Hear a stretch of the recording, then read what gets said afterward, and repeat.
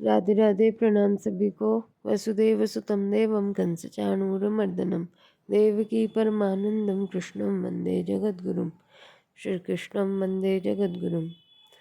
कल के वीडियो में श्लोक संख्या 29 तक की चर्चा हो गई थी। अब आगे 30वां श्लोक।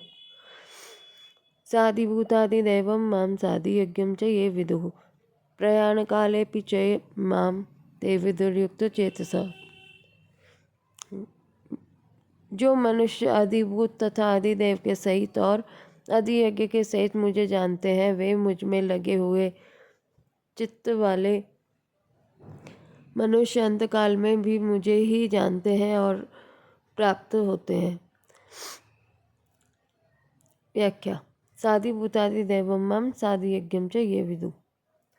पूर्व श्लोक में निर्गुण निराकार को जानने का वर्णन करके अब सगुण साकार को जानने की बात कहते हैं। यहाँ अधिभूत नाम भौतिक स्थूल सृष्टि का है, जिसमें तमोगुण की प्रधानता है। जितनी भी भौतिक सृष्टि है उसकी स्वतंत्र सत्ता नहीं है, उसका क्षण मात्र भी स्थायित्व नहीं है। फिर भी यह भौतिक सृष्टि सत्य दिखती है, अर्थात इसमें सत्यता, स्थिरता, सुखरूपता, श्रेष्ठता और आकर्षण दिखता है। यह सत्यता आदि सबके सब वास्तव में भगवान के ही है, क्षणभंगुर संसार के नहीं। तात्पर्य है कि जैसे बर्फ की सत्ता जल के बिना नहीं हो सकती, ऐसे ही भौतिक स्थूल सृष्टि अर्थात अधिभूत की सत्ता भगवान के बिना नहीं हो सकती।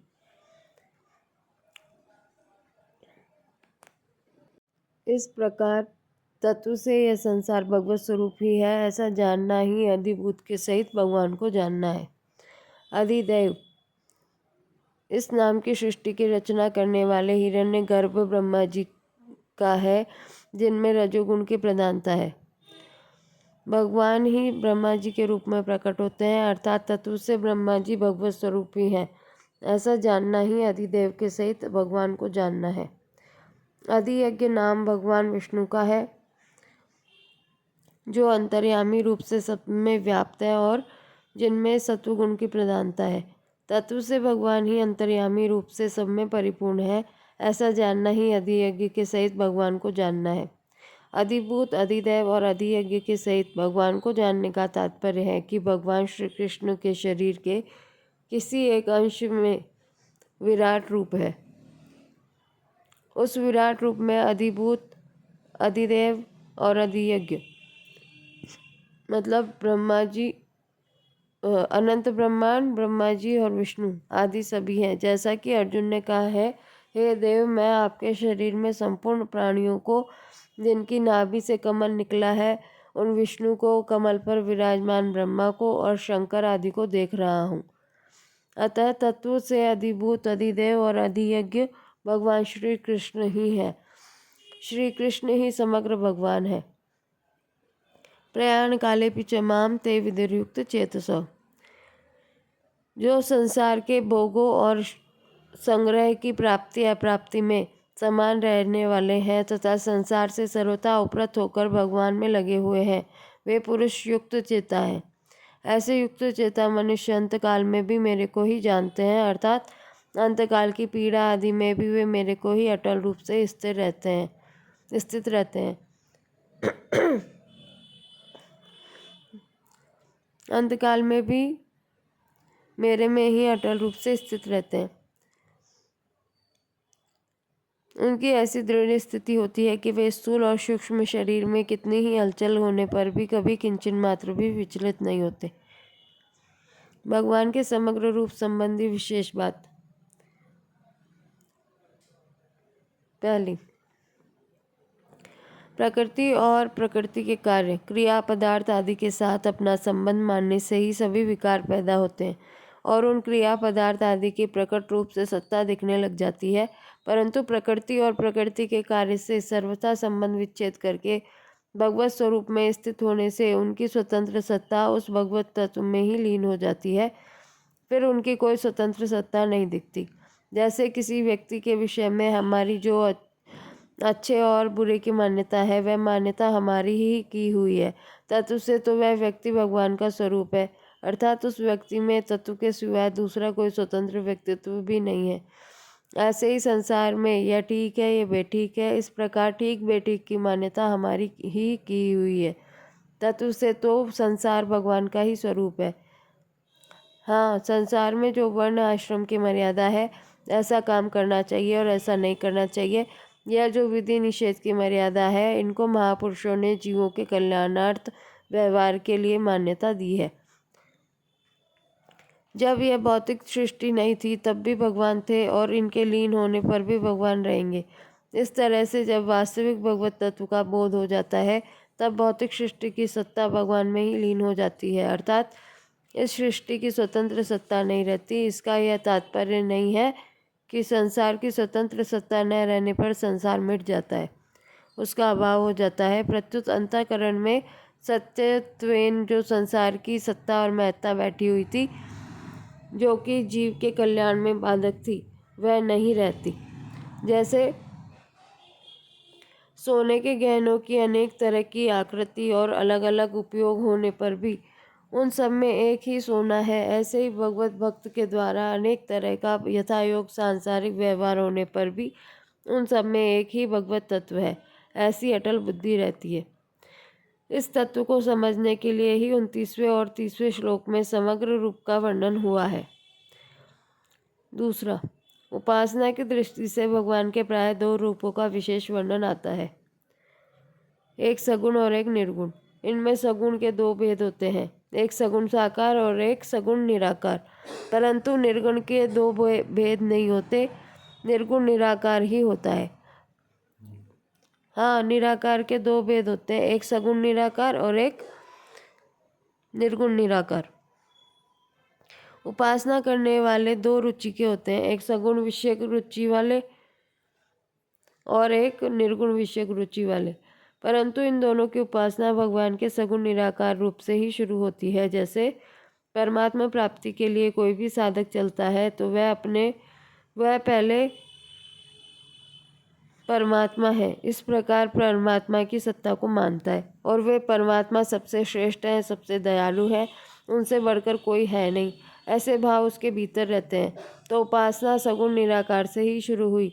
इसका कारण यह है कि बुद्धि प्रकृति कार्य होने से निर्गुण को पकड़ नहीं सकती, इसलिए निर्गुण के उपासक का लक्ष्य तो निर्गुण निराकार होता है, पर बुद्धि से वह सगुण निराकार का ही चिंतन करता है।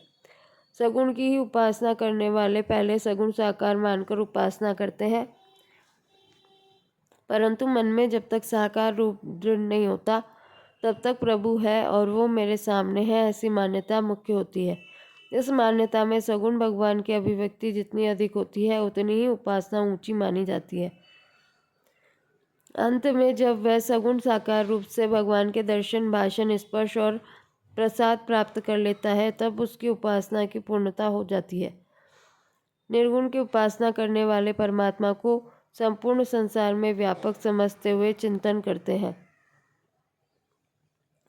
उनकी वृत्ति जितनी ही सूक्ष्म होती चली जाती है उतनी ही उनकी उपासना ऊंची मानी जाती है।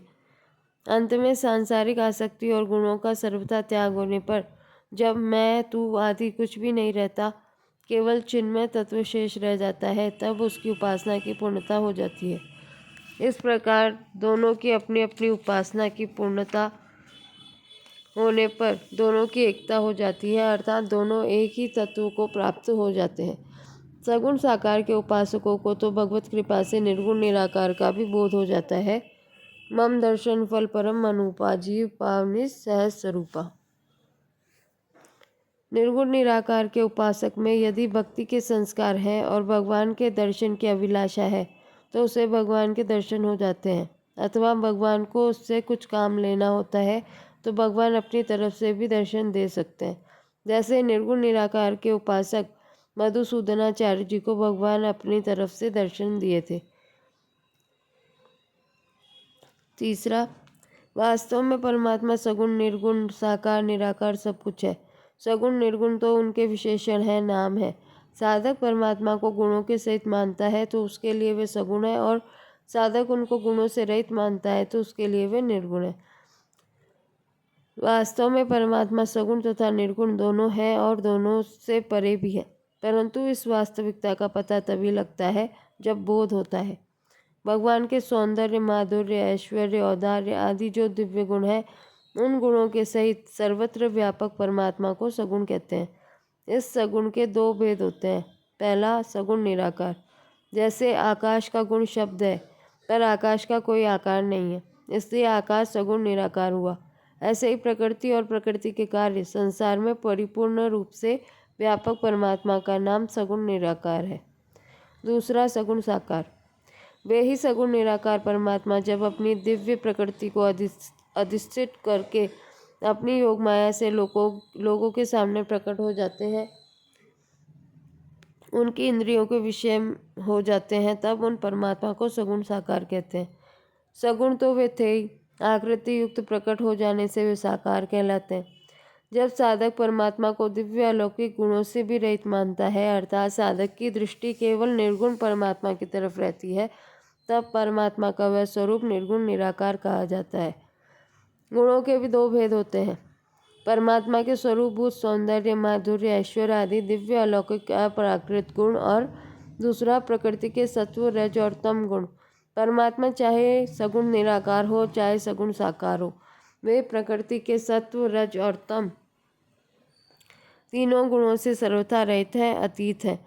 वे यद्यपि प्रकृति के गुणों को स्वीकार करके सृष्टि की उत्पत्ति, स्थिति और प्रलय की लीला करते हैं, फिर भी वे प्रकृति के गुणों से सर्वथा रहित ही रहते हैं। जो परमात्मा गुणों से कभी नहीं बनते, जिनका गुणों पर पूरा आधिपत्य होता है, वे ही परमात्मा निर्गुण होते हैं। अगर परमात्मा गुणों से बंधे हुए और गुणों के अधीन होंगे तो वे कभी निर्गुण नहीं हो सकते। निर्गुण तो वे ही हो सकते हैं जो गुणों से सर्वथा अतीत हैं और गुणों से सर्वथा अतीत है। ऐसे परमात्मा ही संपूर्ण गुण रह सकते हैं। इसलिए परमात्मा को सगुण, निर्गुण, साकार, निराकार आदि सब कुछ कह सकते हैं। ऐसे परमात्मा का ही 29वें 30वें श्लोकों में समग्र रूप से वर्णन किया गया है। अध्याय संबंधी विशेष बात। भगवान ने इस अध्याय में पहले परिवर्तनशील को अपना और अपरिवर्तनशील को परा नाम से कहा। अपरा और परा। फिर इन दोनों के संयोग से संपूर्ण प्राणियों की उत्पत्ति बताई और अपने को संपूर्ण संसार का प्रभाव और प्रलय बताया, अर्थात संसार के आदि में और अंत में केवल मैं ही रहता हूँ, यह बताया। उसी प्रसंग में भगवान ने 17 विभूतियों के रूप में कारण रूप से अपनी व्यापकता बताई। फिर भगवान ने कहा कि जो तीनों गुणों से मोहित है, अर्थात जिसने निरंतर परिवर्तनशील प्रकृति के साथ अपना संबंध मान लिया है, वह गुणों से पर मेरे को नहीं जान सकता। यह गुणमयी माया तरने में बड़ी दुष्कर है। जो मेरे शरण हो जाते हैं वे इस माया को तर जाते हैं, परंतु जो मेरे से विमुख होकर निषिद्ध आचरणों में लग जाते हैं, वे दुष्कृति मनुष्य मेरे शरण नहीं होते। अब यहाँ 14वें श्लोक के बाद ही 16वां श्लोक कह देते हैं तो बहुत ठीक बैठता। अर्थात 14वें श्लोक में शरण होने की बात कही, तो अब शरण होने वाले 4 तरह के होते हैं। ऐसा बताने से श्रृंखला बहुत ठीक बैठती, परंतु 15वां श्लोक बीच में आ जाने से प्रकरण ठीक नहीं बैठता। अतः यह श्लोक प्रकरण के विरुद्ध अर्थात बाधा डालने वाला मालूम देता है, परंतु वास्तव में यह श्लोक प्रकरण के विरुद्ध नहीं है, क्योंकि यह श्लोक न आने से पापी मेरे शरण नहीं होते, यह कहना बाकी रह जाता। इसलिए 15वें श्लोक में दुष्कृति मेरे शरण होते ही नहीं, यह बात बता दी और 16वें श्लोक में शरण होने वालों के 4 प्रकार बता दिए। अब जो शरण होते हैं उनके भी 2 प्रकार हैं।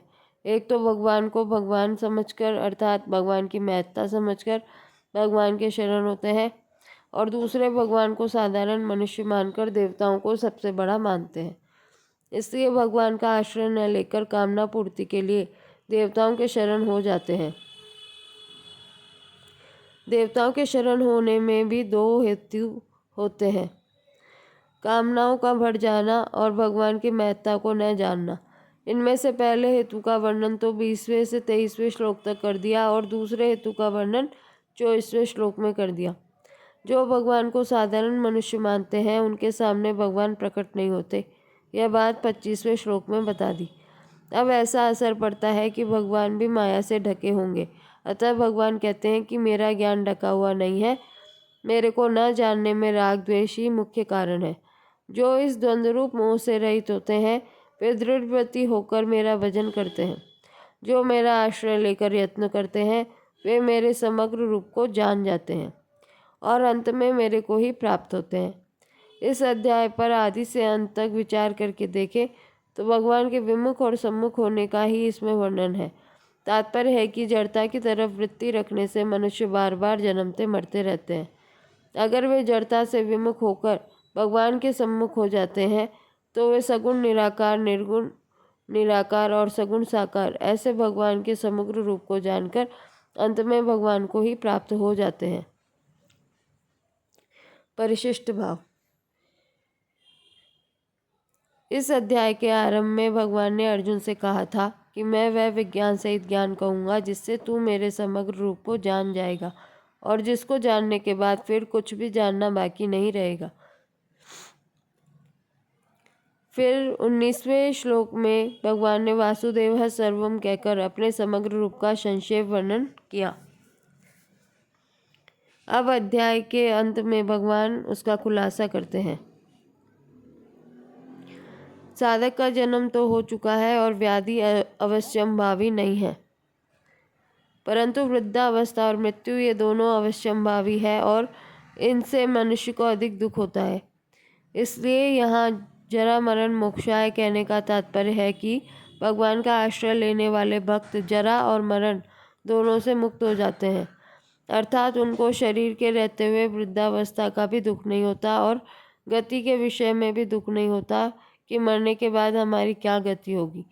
वे भगवान का आश्रय लेकर प्रयत्न करते हैं, इसलिए वे परा अपरा के सहित भगवान के समग्र रूप को जान जाते हैं, अर्थात विज्ञान सहित ज्ञान को जान जाते हैं। यद्यपि कर्मयोगी और ज्ञान योगी भी जन्म मरण से मुक्त हो जाते हैं, पर भक्त जरा मरण से मुक्त होने के साथ साथ भगवान के समग्र रूप को भी जान लेते हैं। कारण कि कर्मयोगी और ज्ञान योगी तो आरंभ से ही अपने साधन की निष्ठा होती है, पर भक्त आरंभ से ही भगवन्निष्ठ अर्थात भगवत परायण होता है। भगवन्निष्ठ होने से भगवान कृपा करके उसको अपने समग्र रूप का ज्ञान करा देते हैं। इसी अध्याय के 3 श्लोक में भगवान ने कहा था कि कोई एक ही मनुष्य मेरे समग्र रूप को जानता है, कश्चिन माम वेति तत्वतः। यहाँ बताते हैं कि जो मेरे शरण हो जाता है वह मेरे समग्र रूप को जान लेता है। अतः भगवान के समग्र रूप को जानने की मुख्य साधना है शरणागति। कारण कि समग्र का ज्ञान विचार से नहीं होता, प्रत्युत श्रद्धा विश्वास पूर्वक शरणागत होने पर भगवत कृपा से ही होता है। इसलिए भगवान ने 7वें अध्याय के आरंभ में मदाश्रय कहकर अंत में मामाश्रित्य पद से उसका उपसंहार किया है। ब्रह्म निर्गुण निराकार, कृष्ण अध्यात्म, अनंत योनियों के अनंत जीव तथा अखिल कर्म, उत्पत्ति स्थिति प्रलय आदि की संपूर्ण क्रियाएं, यह ज्ञान का विभाग है। इस विभाग में निर्गुण की मुख्यता है।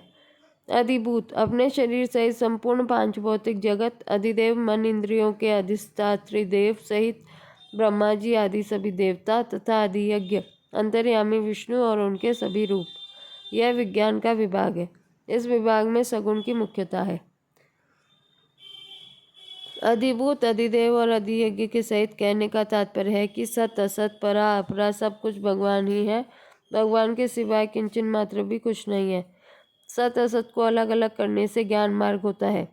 ना सतो विद्यते भावो ना भावो विद्यते सतः उभयोरपि, और एक करने से भक्ति मार्ग होता है। सच सच्चा हम अर्जुना। ब्रह्म की बात पहले 5वें अध्याय में 13वें से 26वें श्लोक तक कही गई है।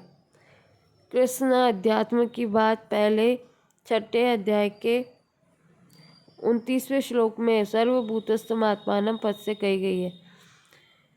अखिल कर्म की बात पहले 4थे अध्याय के 18वें, 23वें और 33वें श्लोक में क्रमशः कृष्ण कर्मकृत कर्म समग्रम और सर्वकर्माखिलम पद से कही गई है।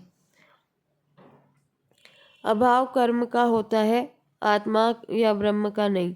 न्याय में आता है कि किसी वस्तु के भाव का ज्ञान जिस इंद्रिय से होता है उसी इंद्रिय से उसके अभाव का और जाति का ज्ञान भी होता है। अतः मनुष्य जिस ज्ञान से कर्मों को जानता है, कर्म चाखल्यम, उसी ज्ञान से कर्मों के अभाव को अर्थात अकर्म को भी जानता है। कर्मण्य कर्म यह पश्येत, ब्रह्म आत्मा और अकर्म तीनों एक ही है, ऐसा जानना ही ते ब्रह्म तद्विदु कृष्णम अध्यात्मम कर्म चाखिलम पदों का तात्पर्य है। कर्म सीमित है, कर्म से व्यापक अध्यात्म है और अध्यात्म से व्यापक ब्रह्म है, परंतु माम उस ब्रह्म से भी श्रेष्ठ है, क्योंकि ब्रह्म के अंतर्गत तो समग्र नहीं आता, पर समग्र के अंतर्गत ब्रह्म आ जाता है। अध्यात्म के साथ कृष्ण शब्द देने का तात्पर्य है जिनको भगवान ने अपनी परा प्रकृति से बनाया है, वे अनेक रूप से दिखने वाले संपूर्ण जीव। कर्म के साथ अखिल शब्द देने का तात्पर्य है जिनके फलस्वरूप जीव अनेक योनियों में और अनेक लोकों में जाता है, वे अशुभ अशुभ संपूर्ण कर्म।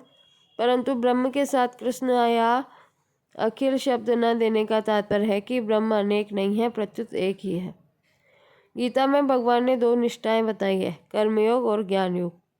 ये दोनों ही निष्ठाएं लौकिक है, लोकेस्मिन् द्विविधा निष्ठा, परंतु भक्ति योग अलौकिक निष्ठा है। कारण कि कर्मयोग में शर संसार की प्रधानता है और ज्ञान योग में अक्षर जीवात्मा की प्रधानता है। शर और अक्षर दोनों ही लोक में हैं। द्वाविमो पुरुषो लोके सरक्षाक्षर एव च। इससे कर्मयोग और ज्ञान योग दोनों लौकिक निष्ठाएं हैं, परंतु भक्ति योग में परमात्मा की प्रधानता है जो शर से अतीत और अक्षर से उत्तम है।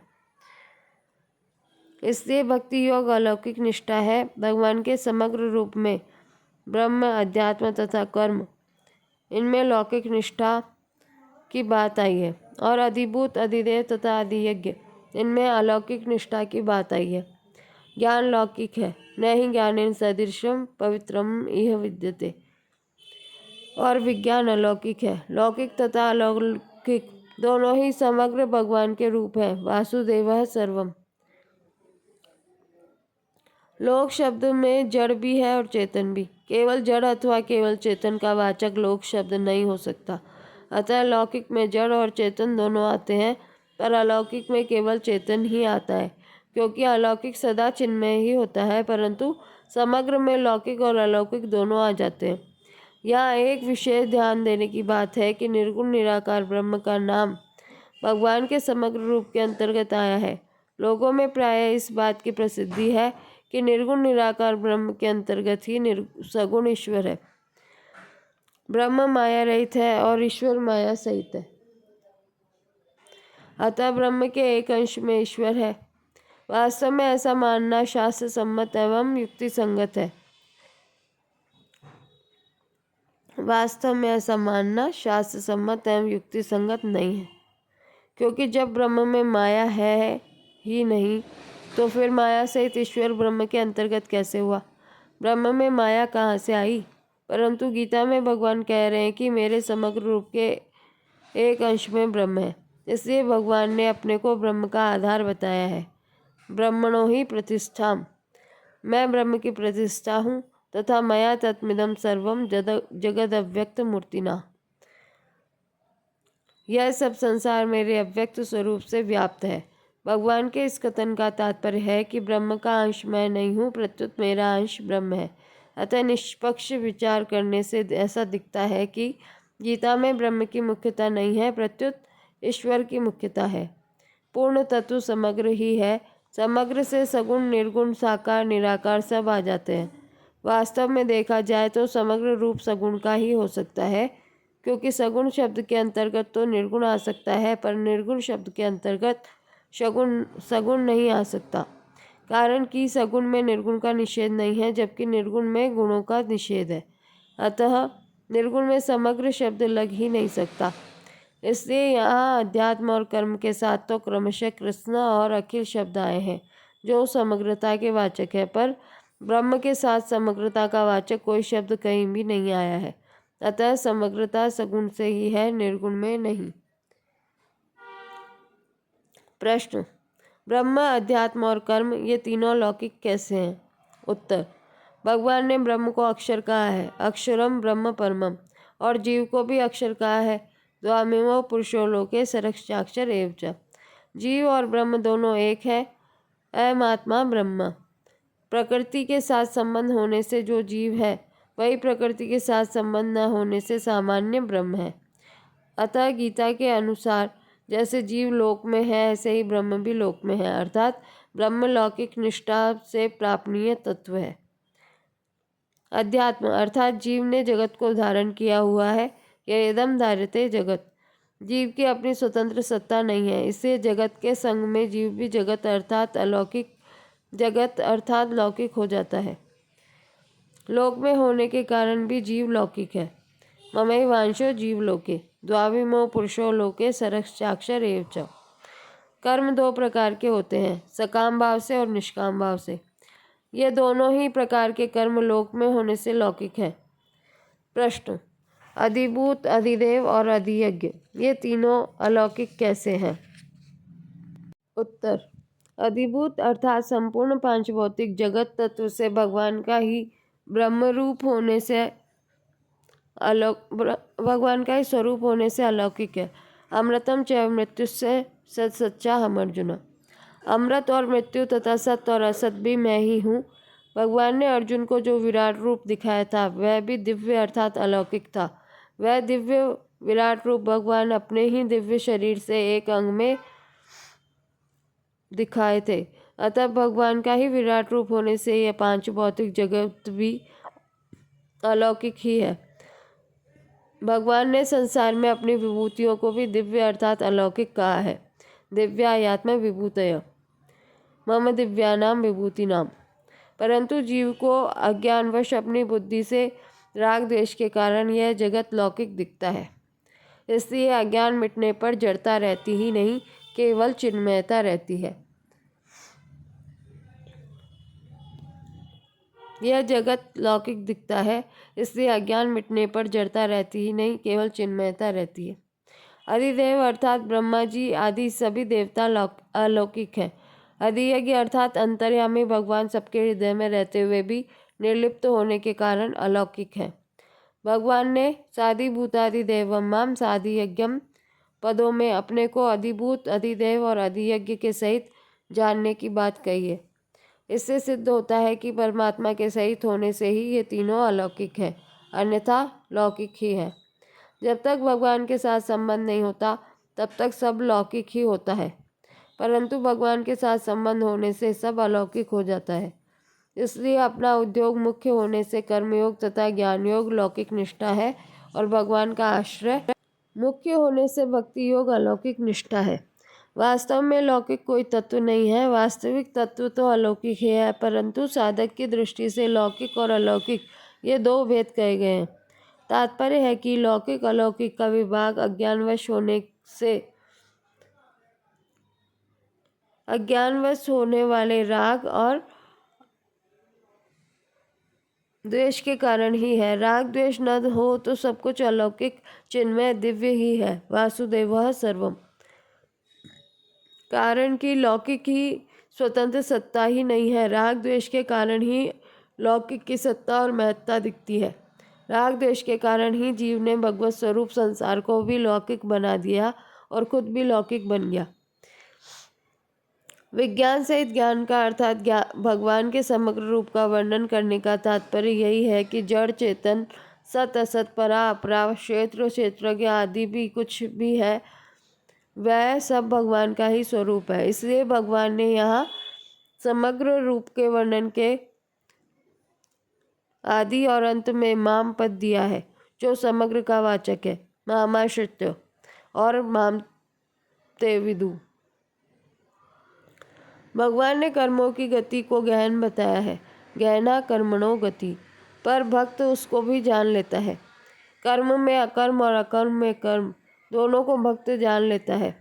तात्पर्य है कि वह कर्म को भी जान लेता है और कर्मयोग को भी जान लेता है। कर्मयोगी तो कर्मयोग को ही जानता है और ज्ञान योगी ज्ञान योग को जानता है, पर भक्त भगवत कृपा से कर्मयोग और ज्ञान योग दोनों को ही जान लेता है।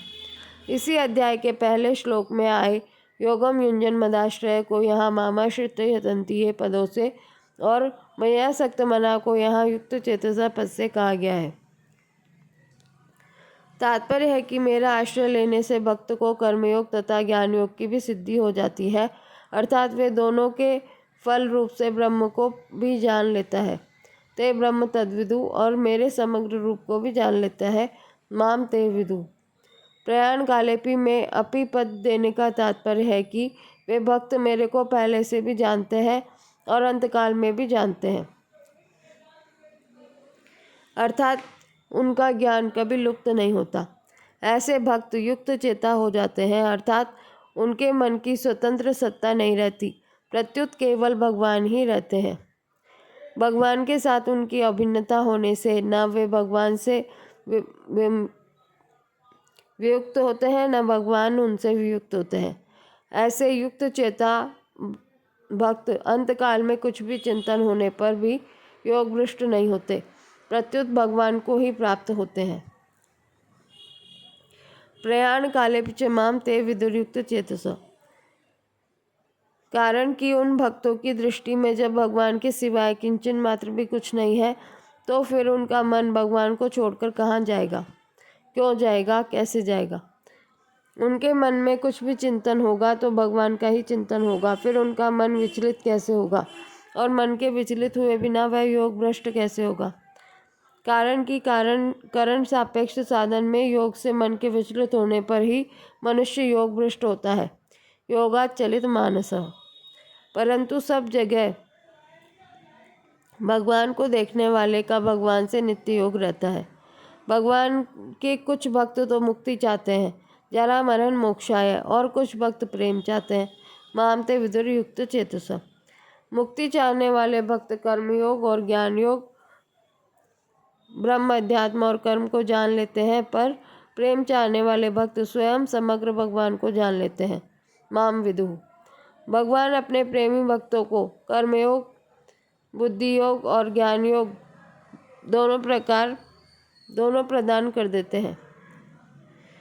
जरा मरण रूप बंधन और मुक्ति दोनों ही लौकिक है, पर प्रेम अलौकिक है। यद्यपि साधन भक्ति भी लौकिक है, तथापि उद्देश्य अलौकिक होने से वह अलौकिक साध्य भक्ति में चली जाती है। भक्त्या संजातया भक्त्या। ओम तत्सदिति श्रीमद्भगवद्गीता सूपनिषत्सु ब्रह्म विद्यायां योगशास्त्रे श्रीकृष्णार्जुन संवादे ज्ञान विज्ञान योगो नाम 7वां अध्याय। इस प्रकार ओम तत्सत इन भगवान नामों के चारण पूर्वक ब्रह्म विद्या और योग शास्त्र में श्रीमद् भगवद गीतोपनिषद रूप श्री कृष्णार्जुन संवाद में ज्ञान विज्ञान योग नामक 7वां अध्याय पूर्ण हुआ। इस 7वें अध्याय में ज्ञान और विज्ञान का वर्णन किया गया है। भगवान इस संपूर्ण जगत के महाकारण है, ऐसा दृढ़ता पूर्वक मानना ज्ञान है।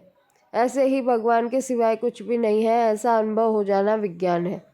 ज्ञान और विज्ञान से परमात्मा के साथ नित्य योग का अनुभव हो जाता है, अर्थात मैं भगवान का हूँ और भगवान मेरे हैं। इस परम प्रेम रूप नित्य संबंध की जागृति हो जाती है। इसलिए इस 7वें अध्याय का नाम ज्ञान विज्ञान योग रखा गया है। 7वें अध्याय के पद, अक्षर और उवाच। इस अध्याय में अतः 7वां अध्याय के 3 श्री भगवान उवाच के 2 श्लोकों के 406 और पुष्पिका के 13 पद हैं। इस प्रकार संपूर्ण पदों का योग 424 है। अतः 7वां अध्याय के 7 श्री भगवान उवाच के 7 श्लोकों में 960 और पुष्पिका के 48 अक्षर हैं। इस प्रकार संपूर्ण अक्षरों का योग 1022 है। इस अध्याय के सभी श्लोक 32 अक्षरों के हैं। इस अध्याय में एक उवाच है, श्री भगवान उवाच। 7वें अध्याय में प्रयुक्त छंद। इस अध्याय के 30 श्लोकों में से 6ठे श्लोक के तृतीय चरण और 14वें श्लोक के प्रथम चरण में नगन प्रयुक्त होने से न विपुला, 11वें श्लोक के तृतीय चरण में और 25वें श्लोक के प्रथम चरण में मगन प्रयुक्त होने से मैं विपुला, 17वें श्लोक के प्रथम चरण में रगन प्रयुक्त होने से र विपुला तथा 19वें और 20वें श्लोक के तृतीय चरण में वगन प्रयुक्त होने से भ विपुला संज्ञा वाले छंद हैं। शेष 23 श्लोक ठीक प्रत्यावृत्त अनुष्टुप छंद के लक्षणों से युक्त हैं। 7वें अध्याय का सार। भगवान की दो प्रकृतियां हैं, अपरा और परा। संसार अपरा प्रकृति है और जीव परा प्रकृति है।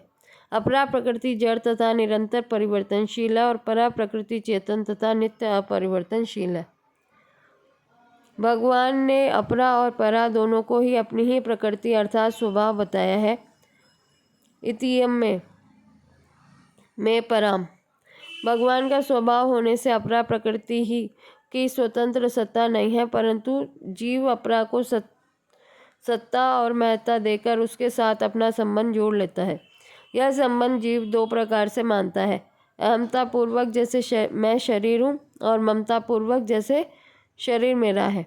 यह माना हुआ संबंध ही संपूर्ण प्राणियों के उत्पन्न होने में कारण है। कारणम गुणसंगोस्य सदसद्योनि जन्मसु। वास्तव में संपूर्ण जगत के कर्ता, कारण तथा कार्य एक भगवान ही है। भगवान के सिवाय दूसरा कोई है ही नहीं। मत्ता परतरम नान्यत किंचिद अस्ति। यह सिद्धांत है कि सत्ता एक ही होती है, दो नहीं होती। अतः एक भगवान ही अनेक रूपों में प्रकट हुए हैं। आकाश, वायु, तेज, जल और पृथ्वी, ये 5 महाभूत तथा इनके कार्य शब्द, स्पर्श, रूप, रस और गंध, ये 5 विषय, इन सबके मूल कारण भगवान ही है। भगवान की संपूर्ण प्राणियों के अनादि तथा अविनाशी बीज है। तात्पर्य है कि सृष्टि में जो कुछ भी क्रिया, पदार्थ, भाव आदि देखने, सुनने, समझने में आते हैं, उन सब के बीज एकमात्र भगवान ही है। कारण ही कार्य रूप में परिणत होता है। अतः कारण की तो स्वतंत्र सत्ता होती है, पर कार्य की स्वतंत्र सत्ता नहीं होती। इसलिए अगर कोई साधक कार्य में भगवान को प्राप्त करना चाहे तो उसको भगवान नहीं मिलेंगे, न तो हम तेषु तेमहि। जो सबके कारण रूप भगवान के शरण होते हैं, उन्हीं को भगवान मिलते हैं। परंतु जो कारण रूप भगवान के शरण न होकर कार्य रूप सत्वादि गुणों में उलझ जाते हैं, वे जन्म मरण के चक्र में पड़े रहते हैं। ऐसे मनुष्य कार्य रूप शरीर संसार के संबंध से होने वाली कामनाओं की पूर्ति के लिए देवताओं की शरण लेते हैं, क्योंकि वे अलौकिक भगवान को साधारण मनुष्य की तरह लौकिक मानते हैं। परंतु जो मनुष्य तीनों गुणों से मोहित नहीं होते, वे भगवान की शरण लेते हैं। ऐसे भक्तों के 4 भेद होते हैं, अर्थार्थी, आर्थ, जिज्ञासु और ज्ञानी। इन शरणागत भक्तों में भी जो सब कुछ भगवान ही है, इस प्रकार भगवान के शरण हो जाता है, वह महात्मा भक्त मुक्त पुरुषों से भी श्रेष्ठ होने के कारण अत्यंत दुर्लभ है। वह महात्मा भक्त भगवान की कृपा से परा अपरा सहित भगवान के समग्र रूप को जान लेता है, जिसको जानने पर फिर कुछ भी जानना शेष नहीं रहता, क्योंकि उसके सिवाय अन्य चीज कोई है ही नहीं। उसका भगवान के साथ आत्मीय संबंध हो जाता है, जिससे प्रतिक्षण वर्धमान प्रेम की प्राप्ति हो जाती है। इस प्रेम की जागृति में ही मनुष्य जन्म की पूर्णता है। एक अपरा प्रकृति है, एक परा प्रकृति है और एक परा अपरा के मालिक परमात्मा है। संपूर्ण शरीर संसार अपरा प्रकृति के अंतर्गत और संपूर्ण शरीरी परा प्रकृति के अंतर्गत आते हैं। इसका तात्पर्य यह हुआ कि मात्र शरीर भी एक है और मात्र शरीरी भी एक है, तथा अपरा और परा ये दोनों जिसकी शक्तियाँ हैं, वे परमात्मा भी एक है। अतः शरीरों की दृष्टि से, आत्मा की दृष्टि से और परमात्मा की दृष्टि से, तीनों ही दृष्टियों से हम सब एक हैं, अनेक नहीं हैं। नेह नानास्ति किंचन। संपूर्ण शरीर में एकता स्वीकार करने पर किसी भी प्राणी से राग अथवा द्वेष नहीं होगा और संपूर्ण प्राणियों के हित का भाव होगा। ऐसा होने से कर्मयोग सुगमता पूर्वक स्वतः सिद्ध हो जाएगा। कारण कि जब अपने से भिन्न दूसरा कोई है ही नहीं और व्यक्तिगत सब अपना कुछ है ही नहीं, तो फिर अपने पास जो कुछ वस्तु है उसमें ममता नहीं होगी और जो वस्तु नहीं है उसकी कामना नहीं होगी। ममता और कामना न होने पर अपने पास जो भी वस्तु है वह स्वतः दूसरों की सेवा में लगेगी। संपूर्ण जीवों में एकता स्वीकार करने पर सर्वत्र आत्मभाव अथवा ब्रह्मभाव हो जाएगा। सर्वम खलविदम ब्रह्म आत्मे वेदम सर्वम। ऐसा होने से ज्ञान योग सुगमता पूर्वक स्वतः सिद्ध हो जाएगा। कारण के अनेक रूप से जो जीव है वही एक रूप से ब्रह्म है, अर्थात जीव और ब्रह्म एक ही है। अयम आत्मा ब्रह्म। अपरा और परा इन दोनों प्रकृतियों की स्वतंत्र सत्ता नहीं है, क्योंकि ये दोनों भगवान की शक्तियाँ स्वभाव होने से भगवत स्वरूप ही हैं। ऐसा स्वीकार करने से सर्वत्र भगवत भाव हो जाएगा। वासुदेवः सर्वम। ऐसा होने से भक्ति योग सुगमता पूर्वक स्वतः सिद्ध हो जाएगा। कारण कि सब कुछ भगवान ही है, यही वास्तविक शरणागति है। तात्पर्य यह निकला कि जगत, जीव और परमात्मा तीनों की दृष्टि से हम सब एक समान हैं। इस समता को गीता ने योग कहा है। समत्वम योग उच्यते। भेद केवल व्यवहार के लिए है, जो अनिवार्य है, क्योंकि व्यवहार में समता संभव नहीं है। अतः साधक की दृष्टि सम होनी चाहिए। सर्वत्र समदर्शना पंडिता समदर्शिना समबुद्धि विशिष्यते सर्वत्र समबुद्धि। व्यवहार की भिन्नता और स्वाभाविक है, पर भाव की भिन्नता मनुष्य ने अपने राग द्वेष से पैदा की है। राग द्वेष के कारण ही मनुष्य ने जगत, जीव और परमात्मा तीनों में अनेक भेद पैदा कर लिए हैं, जो इनके जन्म मरण का कारण है। मृत्यो स मृत्युम गच्छति यह नानेव पश्यति। जो किसी को भी पराया मानता है, किसी का भी बुरा चाहता है, देखता है या करता है और संसार से कुछ भी चाहता है, वह न तो कर्मयोगी हो सकता है, न ज्ञान योगी हो सकता है और न भक्ति योगी भी हो सकता है। जगत, जीव और परमात्मा इन तीनों पर विचार करें तो स्वतंत्र सत्ता एक परमात्मा की ही है। जगत और जीव की स्वतंत्र सत्ता नहीं है। जगत को जीव ने ही धारण किया है। यह एदम धार्यते जगत, अर्थात जगत को सत्ता जीव ने ही दी है, इसलिए जगत की स्वतंत्र सत्ता नहीं है। जीव परमात्मा का ही अंश है। ममैवांशो जीवलोके, इसलिए खुद जीव की भी स्वतंत्र सत्ता नहीं है। तात्पर्य है कि जगत की सत्ता जीव के अधीन है और जीव की सत्ता परमात्मा के अधीन है। इसलिए एक परमात्मा के सिवाय अन्य कुछ नहीं है। सच सच्चा हम अर्जुना। जगत और जीव दोनों परमात्मा में ही भासित हो रहे हैं। इससे आगे के श्लोकों की चर्चा कल करेंगे। इससे आगे की क्या मतलब, ये अध्याय तो पूर्ण हो गया। 7वां अध्याय आज ठाकुर जी की और स्वामी जी महाराज की कृपा से आज 7वां अध्याय भी पूर्ण हो गया।